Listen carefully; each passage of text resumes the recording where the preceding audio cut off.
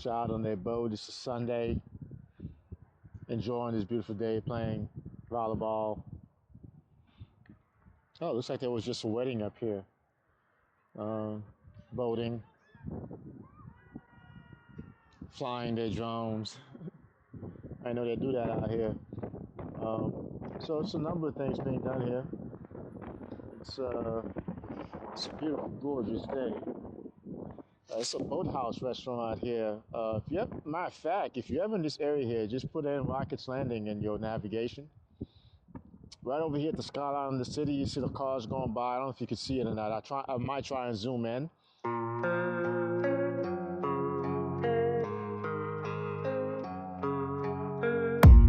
I don't really know what comes next. I'm just doing my best, even though I'm so stressed out. Everything just feels like a test that I fail, so depressed when I can't seem to get out. But something deep inside won't let me quit. I swear that I'm inspired by all this shit. Tell me that I can and I won't. That's what guides me the most. Fuck your lies, I'll do what. That's actually 95. It's right off 95. You come up the road here and maybe 5 minutes out of your way, if that. And enjoy some great food, seafood, if you like seafood. I think they have steaks and other things in here too. So it's a really nice area. So I drove the S1000RR today. Just wanted to kind of get some miles on her. Ordered it yesterday and today. I had it about a month now. Finally got around to riding it. I actually have an appointment for the first service to put the exhaust on and get it mapped, get it tuned to the stage 1 BT Moto stage 1 to unlock this bike. But on and all, my first couple rides on this bike have been outstanding. The last time I rode a motorcycle such as this, you would consider it a superbike family. It was my 2000 Ducati 996 bi-postal. And this was a two-seater too, actually. All you had to do is remove the back seat and put the single-sided seat. The same is true for the 996. If you have a bi-postal, you could just make it a monopostal single seat and go from there. This is a great bike. I find I have Harleys, but I also have a Triumph. This reminds me a lot of the Triumph, the UI on this, and it was pretty intuitive. Even after the first time, granted, I did test drive it at the dealership, and it took me no time to get used to the buttons, the layout of it.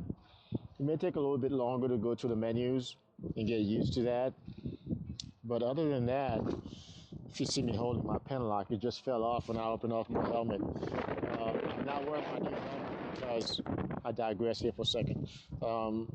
I don't have any mounting for the camera yet. I'm not sure what I want to put to mount my face camera on it. I'm trying to find something less cumbersome, a very small footprint. I don't know if I'll find anything, to be honest with you, other than those little chin mount things that one company makes.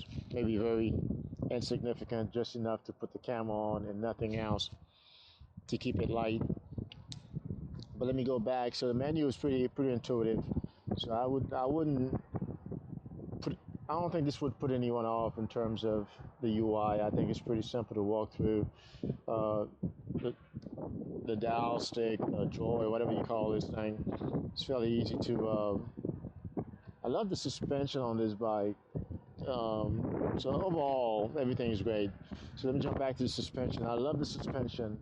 It feels like you hit the bumps just right. I try to minimize the amount of bumps or ruts that I go through because of these carbon wheels. You can't really tell the carbon wheels until you ride up on them, because the black ones, the forged ones, kind of look similar. But what I did notice is how quickly they get dirty.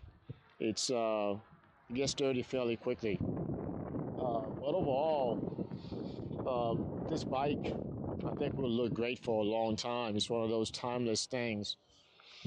I don't know how well The wings will age, but for now, it's a beautiful motorcycle, and I think I could have gone wrong because I was looking at the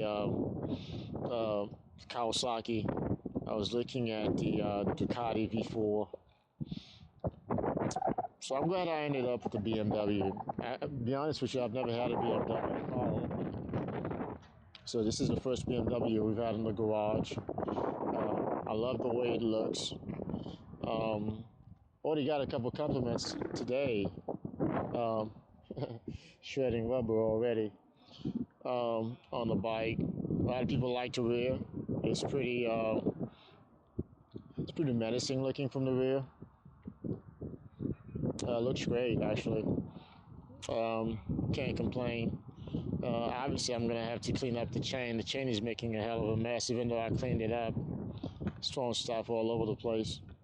But you can't beat the way this bike look. I love the color combination, the red, the white, and blue with the dark wheels.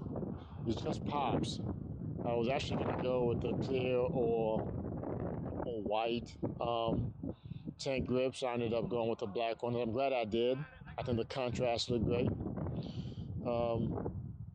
Overall, I think everything's pretty much done. The Pubic windshield does okay.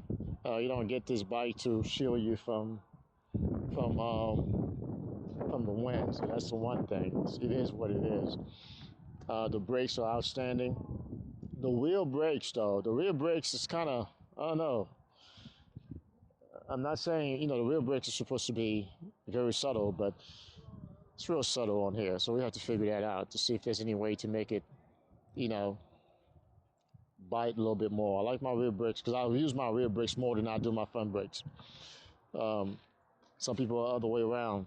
And on this bike, when you press the front brakes, you actually are using part of the rear brakes at the same time. That's the way they designed it. But I like using my rear brakes, especially to slow down, low speeds, everything I do with the rear brakes. Even when I get to the corner, a lot of times I use the rear brakes. So it's a good looking bike. So far, I'm very happy. I guess we have to figure out where we go from here. So thanks for stopping by. This is Ride to the Sun.